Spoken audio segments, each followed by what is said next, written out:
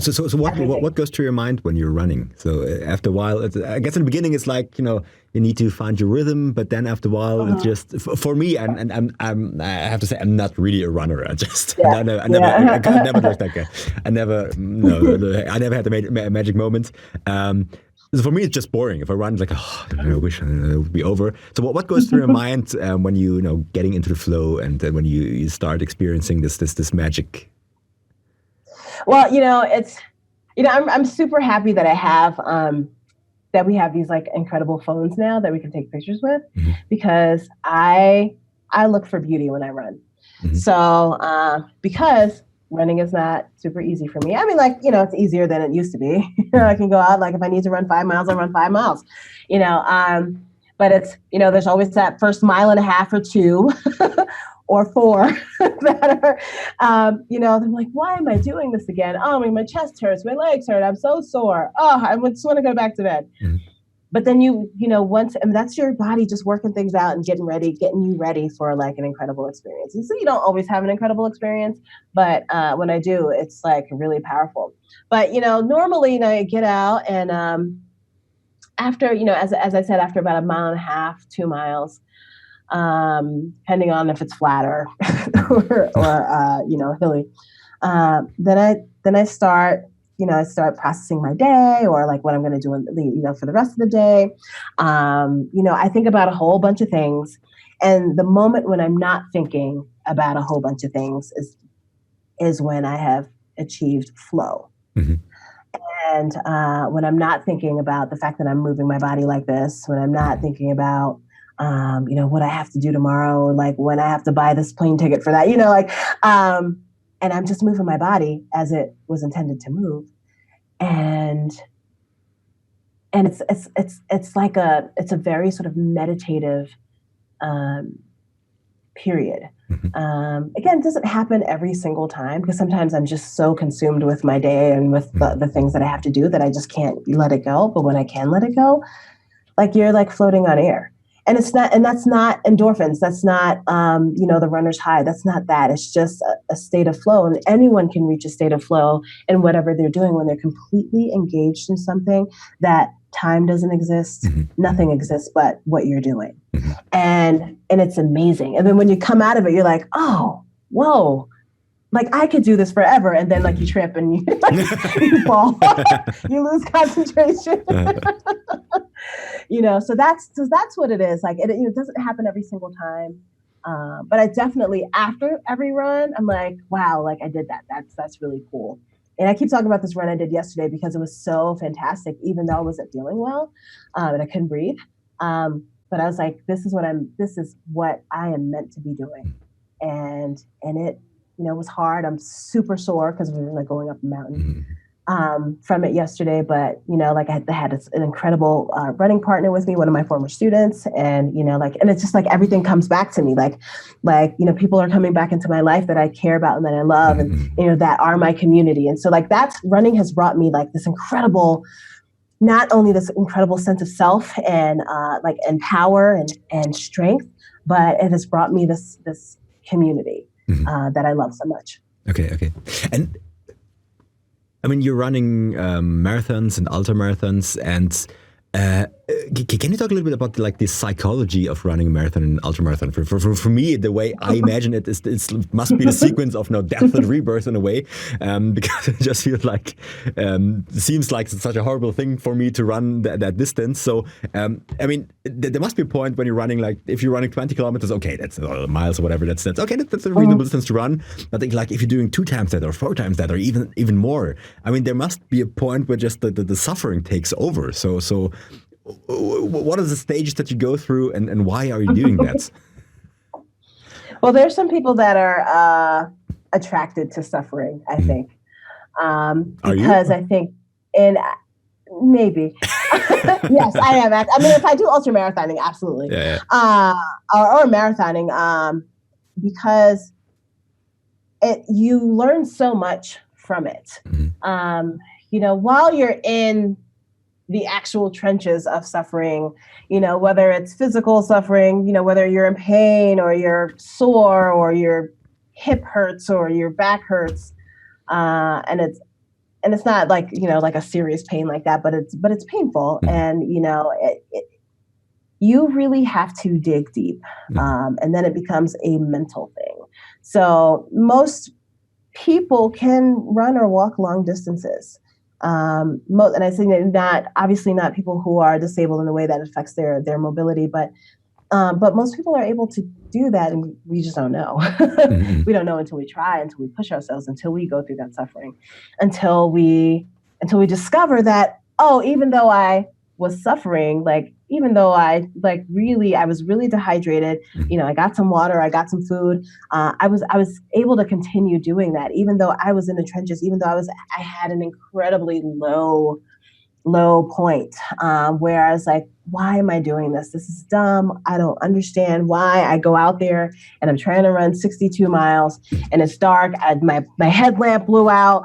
I'm going to crash into a cactus. It's the first chapter of my book, right? Yeah. Like, why am I doing this to myself? What am I trying to prove? I'm not trying to prove anything. I'm trying to prove to myself, not trying to prove anything to anyone else, but to myself that, I can do very difficult things and I can survive and I can learn from it. And so I learned so much from those moments where I am questioning my life and my life choices because my foot hurts or because, I have 15 miles ahead of me and it's so boring. I don't have anybody to talk to and there are only trees around. But, but I think that skill, the ability to just to suffer and to know that you're suffering, the ability to deal with that and to know that at some point you're not going to be suffering, and to look expectantly at that point when you're, like the light at the end of the tunnel, so to speak. And then to get there and still be alive and you're like, okay, well, I can do that. Wow. So I can work on this huge project at work, even though there's no end in sight. I can suffer. But I have to still keep toiling. I have to do the work. I have to keep moving my feet forward. I have to keep doing this. I have to keep doing that because that's the only way that I'm going to get closer to where I need to be. So all of those lessons are transferable. And I think, that's one of the things that's very attractive about marathoning or ultra marathoning. I also just like to be out in the woods for as long as I can, and if I can get more miles faster, for me, I'm not very fast, but I'm not fast at all, but it gives me more time out in the woods and, it allows me to connect with nature in the most visceral human way possible. So I'm out there in the trails. It's just me and the trails, and some deer and maybe some panthers and some bear cubs. Huh? Some bears and some bear cubs. Some bears. Yes, bears. Right. But even just this past weekend, I was I did a couple of loops at a race, not too far from where I am in Colorado. And I had intended to do 18, 20 miles on this course. It was a loop course. And so my fourth loop, it was dark and I had my headlamp on and I was on this part of the trail that nobody else was on. And because other people were doing the longer trails, and I said, I'm just going to do the short one. But it so happened that as soon as it got dark, the animals came out and so I'm on the trail and to my left are eyes looking at me. And I couldn't tell which kind of animals they were. And then I got all, of course I got all freaked out and I started singing really loudly. I was actually singing Foray really loudly and just talking to myself, and I picked up the stick and it was like my adrenaline was just out of control. And I started, I was uphill, so I was hiking really, really fast to get out of there because we had just had this incident last week where a man got attacked by a mountain lion in the same area. Okay, shit. And so he ended up killing the mountain lion. Wow. He choked it. Yes, right. Superhero, Chuck Norris as a trail runner.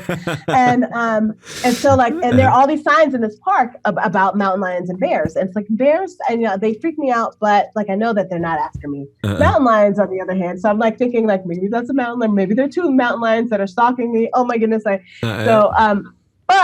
in that fear and in that just kind of getting freaked out, there was a lot of, I'm like, wow, this is, I'm human. Like I'm a part of the natural world. Mm. And that, it was like a half an hour after that happened, like when I had calmed down and like there were no other animals that I could see following me, but it was like, I was like, this is the essence of what it is to be a part of the universe. Mm. And so that is, like even those experiences are scary and like, I don't want to be attacked by anything. It was probably deer.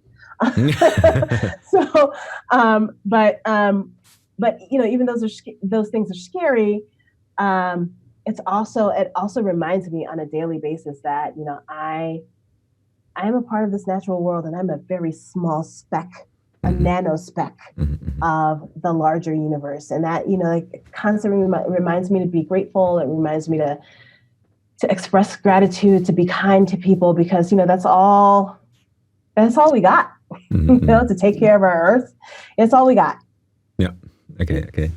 And the reason I brought this up was for those who are watching or listening to this and who didn't read your book, you write in your book about your first encounters with bears and how you got scared and didn't know what to do. And I found it, you have a great writing style. I love it. It's like a mix of this like stream of consciousness, sprinkled with profanities. A lot of profanity. so I love the way you write, and that was just hilarious. How you didn't know what to do next? Like, okay, shit, bears. Now what? what now? So read the book. It's a great book. Really, I really enjoyed it. Okay, so it's really about the experience. It's not only the experience with yourself, but also the experience with nature. That's a great way to put it. I like that. Yeah. Talking about your book, one thing that stuck with me was flipped over the phone here. The microphone. You wrote about one incident where you were on a bus or on a train with a guy named Jerry who slapped your ass basically, and then you revenged that by I don't know, spraying some lotion in his face, and then basically he called you I think something like a fat bitch or something like that. Bitch. Yeah. And, oh my goodness. And you wrote about how everyone around you was just you were quite young at the time, and all the adults around you didn't react to it, and that was something that really hurt you or stuck with you. Mm-hmm. So maybe you can talk a little bit about the incident, and also what kind of reaction you would have expected from people around you in a situation like that. No one has ever asked me about that. This is wow. Because as you said, it was definitely something that stayed with me and continues to stay with me, even as an adult. Okay. So as a middle school student, I was very, very shy, and which is hard to believe. I know. Nobody believes me.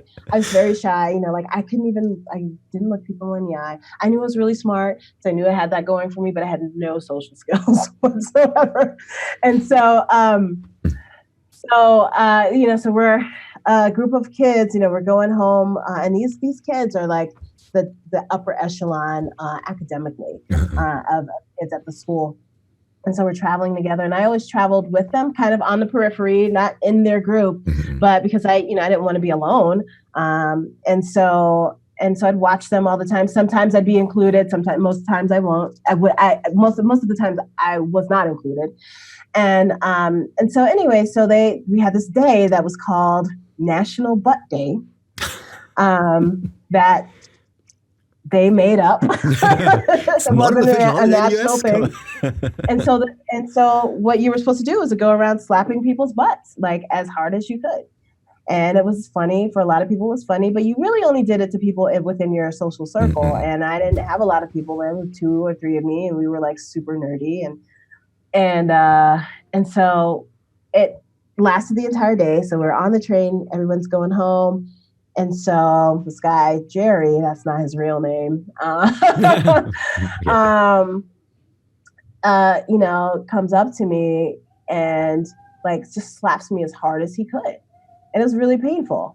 And, and it took me off guard because I wasn't, I had not been part of the group. I was just kind of standing there reading my book. And then like everyone starts laughing. And then I just got really, like, I didn't know what to do. And so I was really angry. And so, but I wanted him to have a piece of my mind. And like, I wanted to let him know that wasn't cool. Mm-hmm. And so I took my lotion out because I always had lotion on me. And actually had 2 bottles, and I know exactly, it was a white bottle, was from was hospital lotion that my stepfather would get all the time from his job, and I squirted it on his head. And then that's when he called me a fat. He was like, "You fat bitch." And like, it kind of stunned everybody, like even stunned these people, many of whom are my Facebook friends now. Who were in that social group. And I don't think anyone kind of knew what to do. And like there were adults on the train. And of course, this is New York City. So, things happen all the time and people ignore them. Mm-hmm. And, because people are, there's lots of crazy people, lots of people who are like sort of out of your perceived norm. You just kind of look at them and then you go back to what you're doing. And, but I think, I think one of the reasons I became a teacher is because I hate things like that. And if I can stop that kind of behavior by making sure that kids are in a loving environment and then and absolutely like not allowing and calling out that behavior to students and to other adults, then that, that would, I think it would put a stop to bullying, when kids know that, adults have their back. Mm-hmm. Even if you don't know the kid, but that just happened, that's wrong. Mm-hmm. So like in New York, people are like, well, I'm not gonna get involved in that. That's not my thing. But you can see somebody clearly hurting. It would have been so cool if some adult would have stepped in and like, hey, checked in with me. Hey, are you all right? That wasn't cool that he called you a fat bitch. It probably wasn't cool that you put lotion in his head, but he had no business slapping you like that. Yeah. And I wasn't laughing. Like it clearly wasn't funny to me. Mm-hmm. So yeah, I think and the more that we allow people to just say and do whatever it is, I always saw my job as a diversity director because I don't actually do that. I mean, I do diversity, but I'm actually not at school anymore. I left my teaching job to be a full-time speaker and writer and an athlete. And so like I always saw my job, and pardon my expression, my job was to teach people not to be assholes, how not to do that. Yeah. And, if you think about it, that's it. There are certain behaviors that like should not be accepted. And we as a society are accepting this destructive behavior from person to person, and we're not stepping in, we're being bystanders. And that creates this culture where people just do and say whatever the hell it is they want to say, even if it's hurtful, even if they know it's hurtful. Sometimes we don't know that things are hurtful. Sometimes we do have good intentions. But, intentions aren't everything. It's about impact, how you impact somebody else's being and their existence. And very often we don't have that in mind when we're talking or when we're acting or when we're working or when we're doing whatever it is that we do. We don't have other people in mind. It's a very self-centered existence. And so once we are able to stop those behaviors and address them, as they are, hey, look, that is destructive. We cannot have that here. You just hurt this other person and you just, made this other person feel worthless. Like, what does that do? What does that do for you? And so that's, I wish someone had stepped in, but they didn't. I got over it. And I'm like, I'm a very successful adult. So I'm like, all right. Yeah. Like, you didn't change me. Like, you didn't, again, if I were someone different, if I had no self-esteem, I had some social anxiety, but I did have self-esteem, I knew I was really smart and I knew I was going to be successful. So, but not everybody has that. Not everyone has this sort of intrinsic feeling of self-worth. And that's what's scary to me because when I work with my community of people like that follow me, people who are my fans. A lot of people have issues with feelings of self-worth. They feel like they have none, or they have no self-esteem or no confidence and no ability to kind of try something new because they're afraid they're going to fail, because others have made them feel like if they fail, they aren't worth anything. So like there's this whole, I think area of humanity that we need to work on.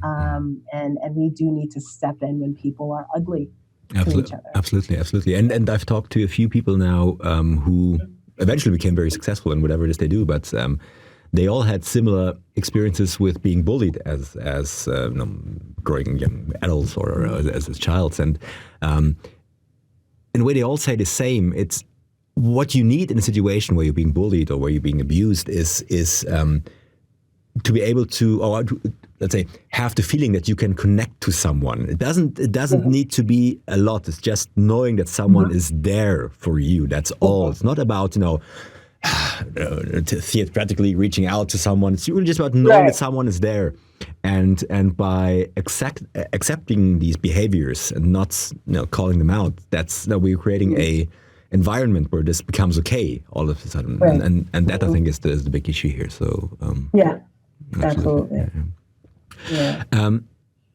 You also talked about a coach that you had, and you also talked about the importance of coaches in someone's life.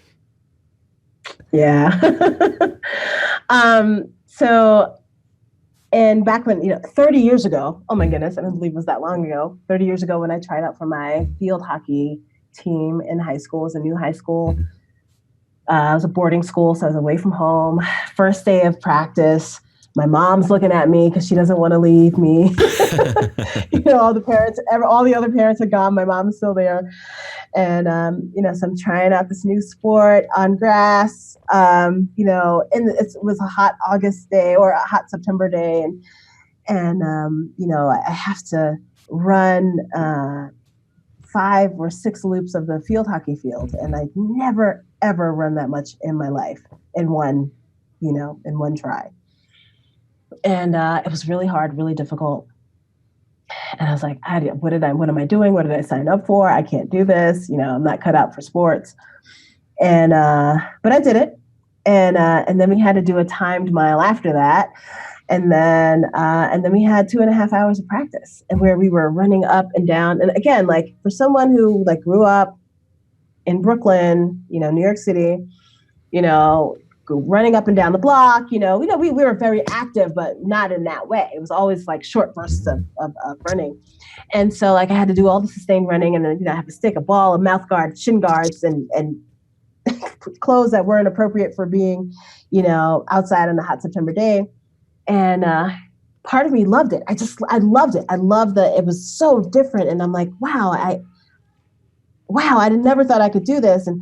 But it was really, really hard. And so like at one point we're doing these suicides where you run up to the 25-yard line, run back to the start, run to the 50-yard line, back. It's a horrible name. I don't know why they call it suicides.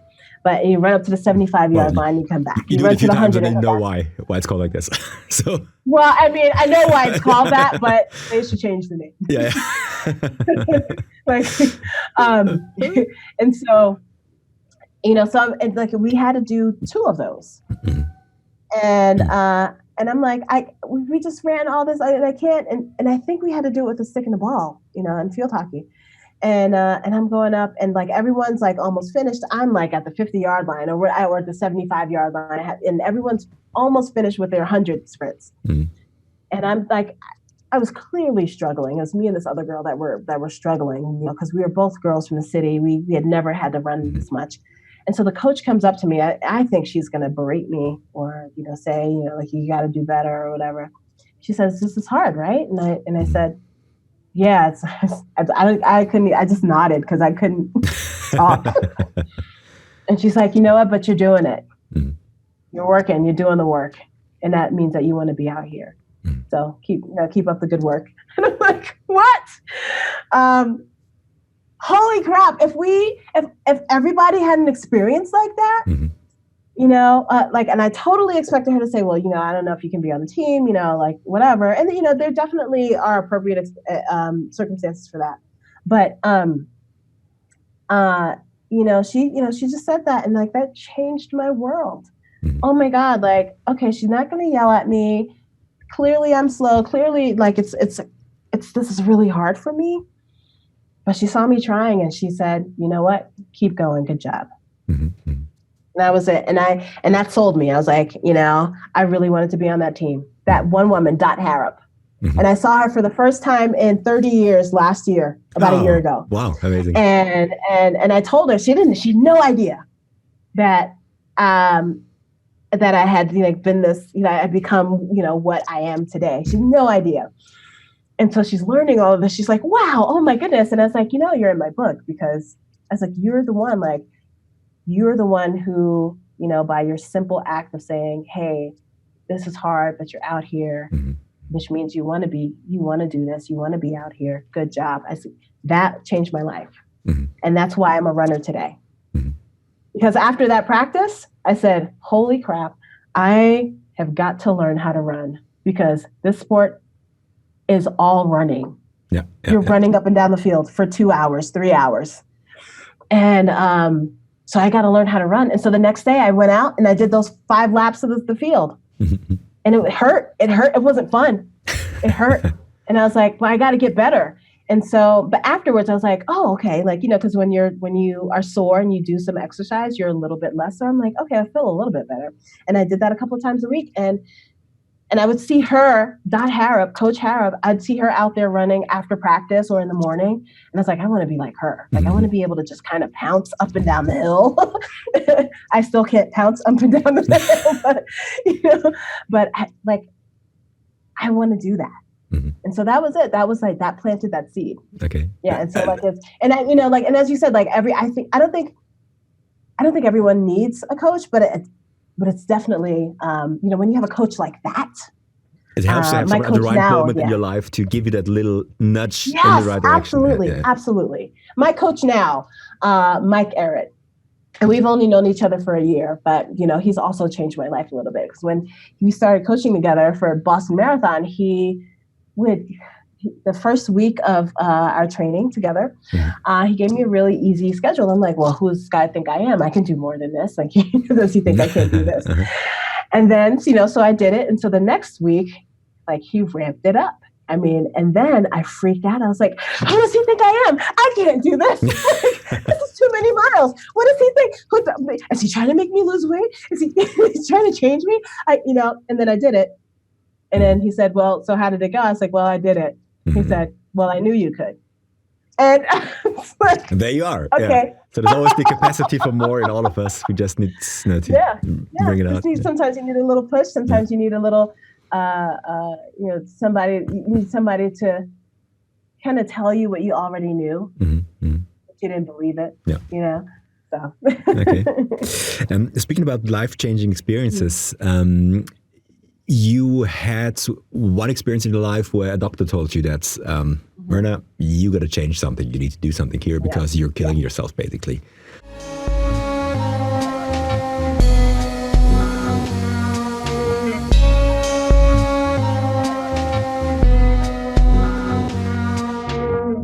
Here comes the sunshine and burns away clouds like they never were.